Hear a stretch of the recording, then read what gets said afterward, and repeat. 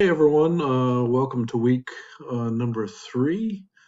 Sorry I'm posting a bit late today. I usually try to get this out before lunch, but I'm traveling this week, so it's been a bit hectic today. So let's just quickly jump in. So we are in week number module 3.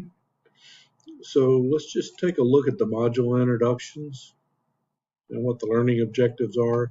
So what you'll be doing this week is you'll be applying your strategic thinking and framework and how it will impact the health and beauty company. So what you want to do is you want to take the first consulting report you did, which was based on one of the 5 companies, Apple, Disney, Amazon, Walmart, and you want to take the Trader Joe's information you learned in week 2, and you want to apply that to your health and beauty company, which is your first major report that you need to turn in for your health and beauty company. So this week, that's the only thing that you have due is this consulting report. So let's just quickly talk about it. I've noticed a lot of people are losing valuable points because they're not going through and they're not reading the instructions and the rubric real well. So just a quick reminder, this week you have week 10, and then you need to really look at this Porter's 5 forces, right? I don't know if you know who Porter is. Michael Porter, he's a Harvard business professor. He's written some books. Let me see if I actually have my copy.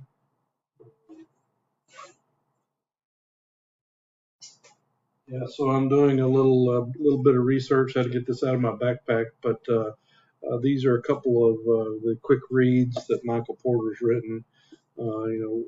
Basically, it's the HBR's 10 must reads on strategy, and it's volume 1, volume 2. And Michael Porter, there's a there's a philosophy called Michael Porter's 5 forces or Porter's 5 forces.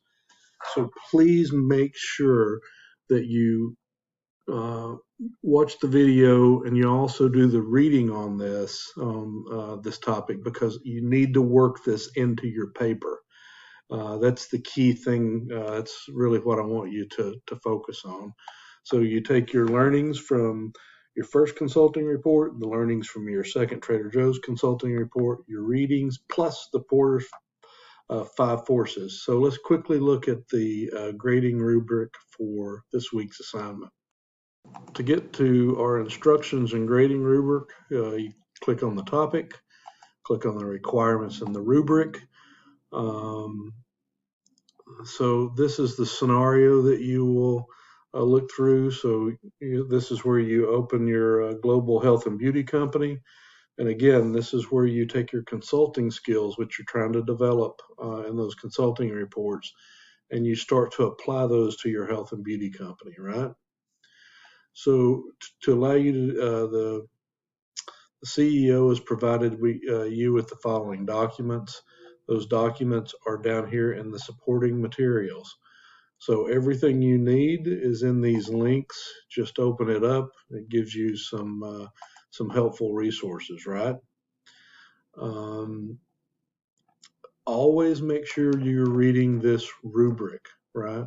So not only with the instructions that you're getting, but the rubric is what I use to grade your work. So what is your one strategic question? What is your one KPI? What is your one KPI measurement? Now, you may think when you're developing KPIs, hey, I can give you a KPI. It's easy, right? But keep in mind when you're doing KPIs, you need to define what you're wanting to change in the organization or what behavior you're wanting to emphasize and grow. If it's profits, well, okay, that's a big one. I want to grow profits. Well, how are you going to do that? You have to pull that onion back, and you have to really get into a very finite level of detail on KPIs. And what you think might be a 2 or 3 minute exercise I've spent days and sometimes even weeks on helping groups develop key performance indicators, right? And like Trader Joe's, the key performance indicators for Trader Joe was the turnover on the new items that they introduce. Also, the two that KPIs that a lot of people missed was the customer net promoter score and the employee net promoter score. For Trader Joe's, that's key to their operation. If you don't know what net promoter score is, it's basically that survey you get anytime you buy something and they ask you, would you recommend us to a friend or a colleague? If you can't say 100% yes to that, then you don't really have what you would consider great net promoter score. So if you don't know what net promoter score is, just do look up on YouTube or look in the Shapiro Library, or I can also send you some resources. But please, please, please, please, please make sure you follow the instructions and the rubric, right?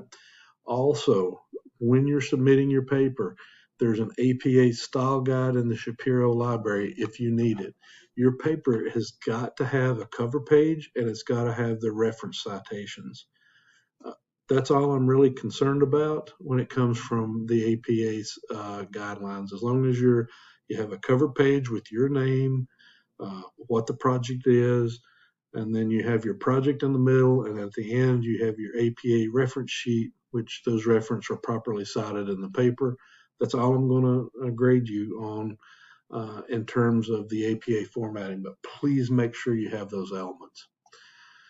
All right, so I will let you go for the evening.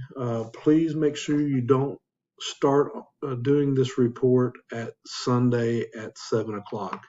This report, you really need to develop. It's 150 points, and it's key that you get this one right. So spend a lot of time on it. If you have any questions, feel free to send me an email or give me a call. Have a great week, and if I haven't gotten your items graded from week 2, they'll be back to you shortly. I think I got about half of them graded. The rest of them I'll try to get maybe some tonight and some tomorrow night. So otherwise, hope you have a great week. Cheers. Take care. Bye-bye.